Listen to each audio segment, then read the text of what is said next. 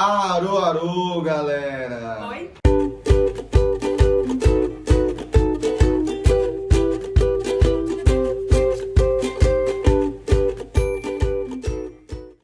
No vídeo de hoje a gente vai falar sobre terceirização, e isso porque No último dia 30 de agosto, o plenário do Supremo Tribunal Federal decidiu por 7 votos a 4 que é constitucional o emprego de terceirizados na atividade fim das empresas. Mas Hugo, o que diabos é atividade afim? Muita calma nessa hora, muito simples. É atividade relacionada à atuação da empresa. E como assim? Digamos que a gente tem uma empresa que presta serviços educacionais, uma faculdade.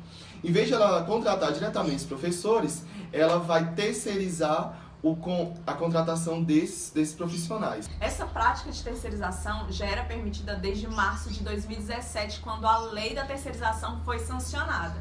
Só para você entender o que o STF fez, é que antes da lei existiam mais de 3.500 ações trabalhistas ajuizadas por terceirizados contra empresas. O que o STF fez, na verdade, foi só decidir contra o entendimento anterior, que era desfavorável à terceirização da atividade fim. Agora, essas ações que tramitam em várias instâncias da justiça, elas deverão ter resultado definitivo favorável a quem? Isso mesmo, meu querido, as empresas. E adivinha, segundo os ministros do STF, a terceirização ela não leva à precarização das relações de trabalho. Ou seja, essa terceirização ela não vai gerar a perda de garantias e direitos.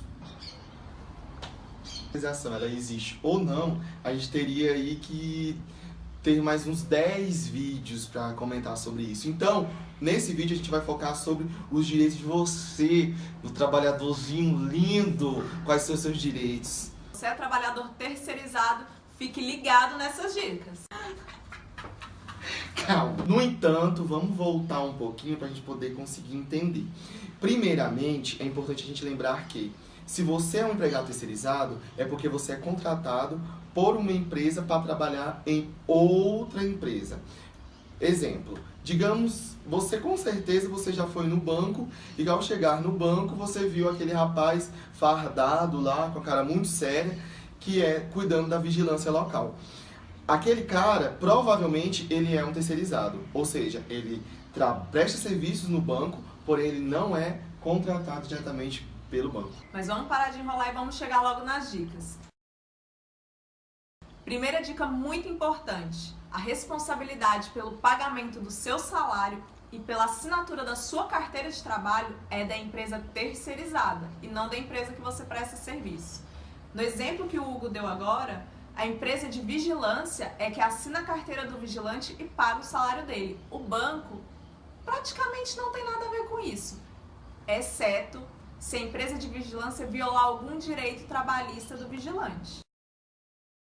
Responsabilidade subsidiária. Quer dizer o seguinte, a Ana é contratada por uma empresa para prestar serviços de vigilância no banco X. Digamos que essa empresa que contratou ela viola alguns dos direitos dela. Por exemplo, não paga o 13º ou não paga hora extra.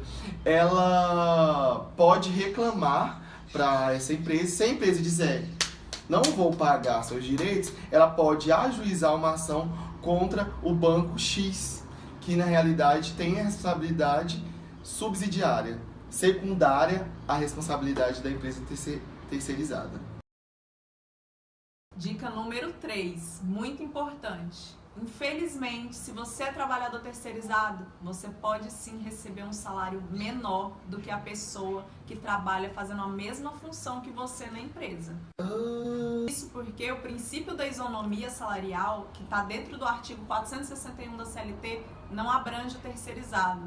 São contratados por empresas diferentes, então eles não têm direito à equiparação salarial. Quando a gente está perante uma situação como essa, a gente está perante o quê? Uma desvalorização do trabalho de algumas pessoas em prol do preenchimento do quadro de desempregados sociais. Dica número 4.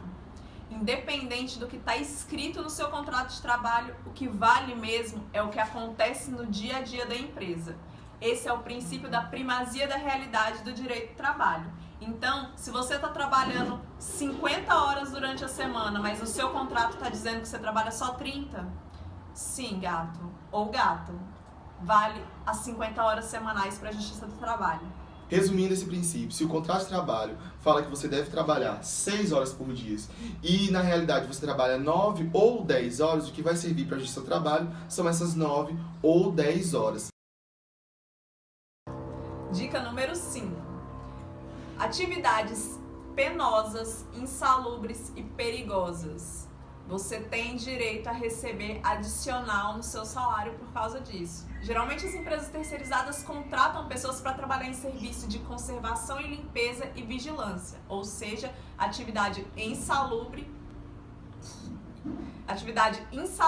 e atividade perigosa. Então fique atento, confira seu contra-cheque, vá atrás dos seus direitos. Calma, desculpa. Então, gente, para fechar esse vídeo, pesquise sobre os seus direitos. Perceba as violações, junte as provas suficientes e não deixe que seus direitos sejam submetidos aos desmandos e comandos dos seus patrões. Até a próxima!